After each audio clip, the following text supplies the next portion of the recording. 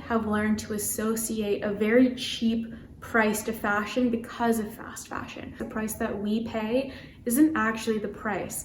People along the way are paying the price to make it that cheap for us. Hey everyone, welcome back to inspiroue. Today I want to talk about why sustainable fashion is so expensive and why we always say that we can't afford it. There's so much to unpack in this video, so as always there are timestamps below. Please leave a like, subscribe, hit the notification bell. They are free ways to support me in continuing to make videos like this. And if you have a few extra dollars laying around this month, I also have a PayPal donation link down below, but obviously it's not required, but really appreciate it. And let's get into the video. So with every conversation about sustainable fashion, I always want to preface it with how it's a privileged conversation. We can't expect and we can't place the onus to solve this problem that we've created on marginalized communities. And I'm talking about lower income communities, those who I think suffer the most from the results of the climate crisis and from fast fashion and fashion's role in the climate crisis,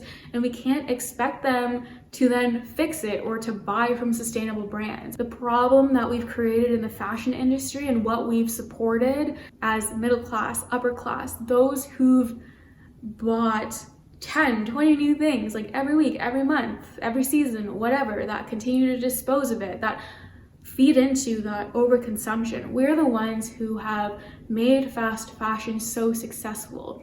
We've played into the success of brands like Zara and H&M and I don't know, Aritzia, and like all of these companies that produce at this scale. It isn't just the blatantly obvious fast fashion companies like the Boohoo's and the Sheins and the H&M's of the world or Forever 21's. It's any company that produces at such a high volume that continue to push new styles, new products constantly. That is also fast fashion because they're pushing the mindset of constant consumption. And when I'm talking about marginalized communities, I'm also talking about the plus size community, extended sizing community, because they don't have access to the same amount of brands that offer their size, both in sustainable fashion, sustainably minded fashion, and normal fashion. And I think that's why the underlying message is always that all of us as consumers needs to quit overconsumption, constant consumption, that mindset of always needing to buy, and to slow down, because anyone can do that no matter how much money that we have. But this issue of fast fashion and fast fashion's role in the climate crisis, if you've been able to buy 5, 10 pieces on a whim from H&M or Zara or wherever, you're able to quit fast fashion and start supporting these ethical, sustainability-minded brands. I have no doubt about that. And that, I think, is what this conversation, like that is the market this conversation is geared towards, because we have fed into this problem and it's on us to solve it. Yeah, with that, let's get into it. So when we're talking about the price of sustainable fashion, I think the most important thing to address is how we have learned to associate a very cheap price to fashion because of fast fashion. We expect fashion to be so cheap when it shouldn't be, and we are so used to paying and being able to buy pieces for a certain price, right? But when you actually look at the price of fast fashion, the tag, the sticker price, the price that we pay isn't actually the price. People along the way are paying the price to make it that cheap for us, whether it's the people that sew the clothes being treated unethically, not being paid living wages, or it's the modern day slavery and the child labor and the forced labor that goes into harvesting the fibers for the raw materials that go into making clothes. There are always people along the way that pay the price. And the more general price is also climate change, right? That is the price that all of us pays. It's the hidden cost behind that cheap price tag for fast fashion. So when we're saying, oh, sustainable fashion is so expensive, it's actually the price that we should have been paying all along for truly ethical clothing. We've been paying for unethical, cheap fashion. And I think we need to start disassociating from that, unlearning that, and relearning the true price that fashion should be. That baseline should at least be where everyone along the way is treated ethically. Like, how can we continue to be buying from these brands that we know are supporting modern slavery, supporting unethical labor, supporting the unethical treatment of workers around the world? It boggles my mind. So when we're actually looking at that price tag, that higher price tag of an ethical, sustainability minded brand, that price that we're paying goes to, one, usually supporting a smaller brand that isn't producing that much when it comes to truly like sustainability minded business. When they don't produce that much, obviously pieces are going to be more expensive because it costs more time, energy, resources to make clothing. To talk about it another way, big brands have economies of scale. Usually when you produce more volume, you can cut the cost down because you're producing more. Second is the ethical labor of garment workers, so those that are sewing those clothes. Usually that price goes towards paying living wages, which is higher than industry standard of ethical wages. And then that price is also probably going into making sure the fabrics they're using are not harmful for the earth and also not harmful for the farmers who grow and harvest the fabrics, making sure that they're spending time tracing back where their materials come from. That takes a lot of time and energy and investing resources that you don't directly associate to what goes into a garment. And I'm sure there's so much more, but I think those are the main ones that are important to highlight. When we unlearn that cheap price and relearn that this should be the baseline price that fashion should be, I think that's going to change the way that a lot of consumers view how they afford sustainability minded fashion, or at least ethical fashion, where you're saying, okay, now this is the price. There aren't any other options from other brands, because those shouldn't even be things that we consider. Unethically made clothing shouldn't even be in the realm of what we consider to buy and support, right? Then we can have real conversations about how we can afford this higher price tag. And the first way to think about it, and the first example I always use, because it's usually applicable in most cases, is if you're able to drop $200, $300 at like an H&M sale, Zara sale, Aritzia sale, and get a few pieces, you're able to afford buying and investing in an ethical, sustainability-minded piece that's $200 or $300. The only change is you're getting one piece instead of what, 5 or 10? But usually, why do you need 5 or 10 pieces of clothing anyway? It all starts with knowing what you already have in your wardrobe, so you're able to invest in pieces that are truly going to add value. Usually when you're in this overconsumption, fast consumption mindset, those 5 to 10 pieces, you haven't really even thought of, right? It's mindless shopping.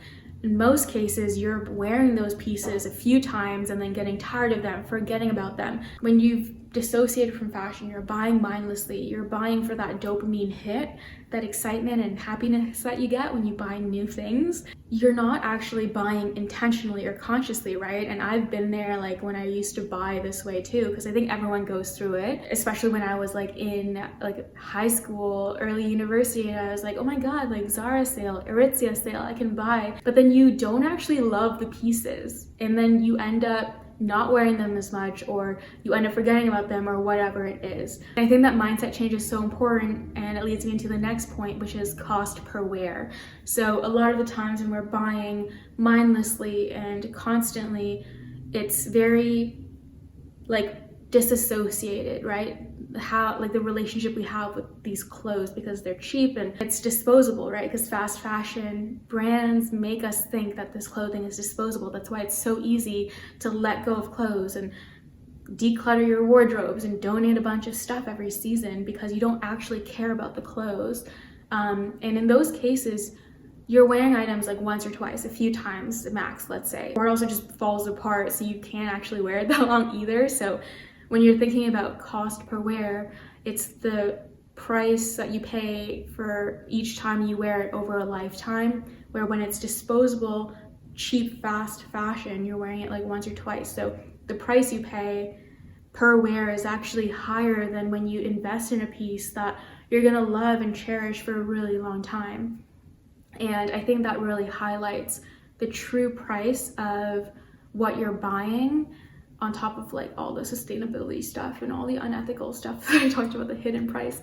But that's another way to look at it. And I think when I was younger, that helped me view the value of the clothes that I was investing in a lot easier. So let's say out of like a fast fashion haul that you bought like 5 pieces, and each of them were like $20 or something, and you wear each of them 2 times, let's say, just to make the math easy.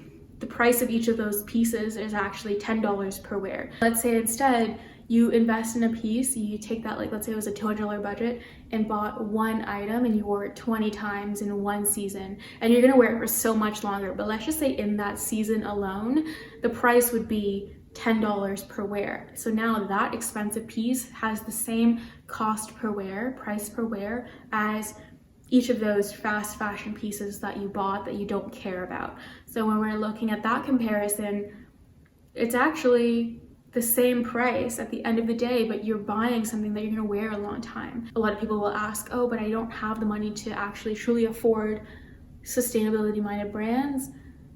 That's okay. Like, one of the things that you can do to make a better impact is to, again, slow down, not buy as much, and buy pieces no matter where they are, no matter from what brand, that you know you're gonna love and wear for a long time. And then as you have more money to buy from these like sustainable brands, then you can start to invest in them. And I think the other question or response that I always get is, oh, but you only get 1 piece. What if you need like 10 pieces? Then I can't go and buy 10 $200 pieces.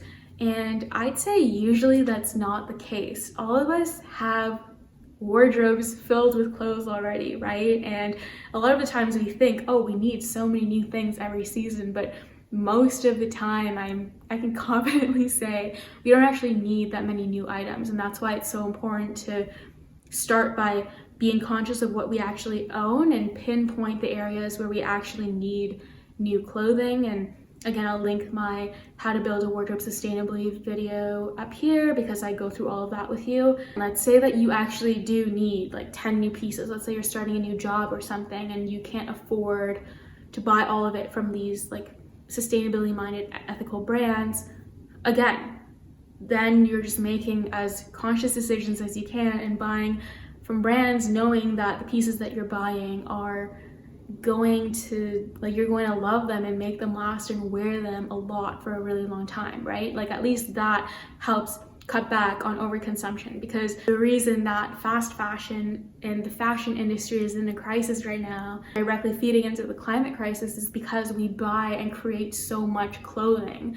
And if all of us can just quit overconsumption and only buy what we truly like need and love, I think it's going to already play like such a positive impact in that. The fashion industry has made us as consumers so disconnected from our clothing, so disassociated from even who made our clothes, what actually goes behind getting that piece of clothing into that store where you're able to so conveniently pick up that hanger and try things on, you know, and you're so far removed from all of the shit that happens behind making clothing. And I think repairing the relationship that we have with our clothes, from thinking about everyone that's affected along the way to thinking about actually loving our clothes and taking care of our clothes and buying pieces that we'll actually love and cherish, that add value, that make our wardrobes our own. I think all of that plays a part in making us more conscious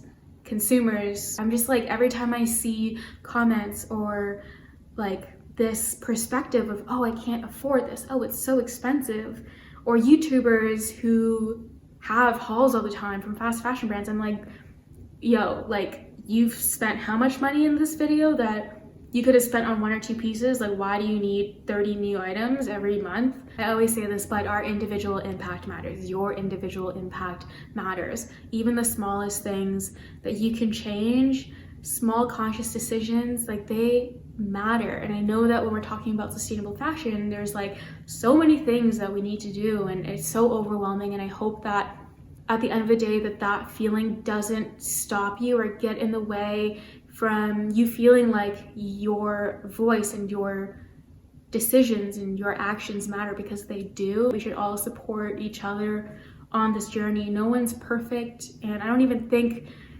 true sustainability exists in any of this, in capitalism, in anything, free market, anything. But the more that we can urge people to join us in changing the way we think, I think a revolution is happening, and I think that we're transforming industries, right? And I know a lot of you are from the States. Please vote. That's also really important, but it doesn't negate the role that we as consumers play either. I think all of these things work together, and obviously I wish that companies change, because 100 companies create 70% of the world's emissions, and we need better regulation and standards and all of this. But also, what do we have power of? That is our responsibility, right? So we have the power to vote. We have the power to vote with our dollars too. Like, there are so many things, and I think that's what keeps me going. My TED Talk of the day, but again, I hope you enjoy this video. And again, please leave a like, subscribe, hit that notification bell if you haven't yet. They are free ways to support me and continue to make this content. I'm just like, oh wow, I should make like Instagram posts about this. So I probably will. If you're not following me on Instagram yet, please do. It's at inspiroue. Hope you enjoy this video. I love you so much, and I'll see you in the next one. Bye everyone.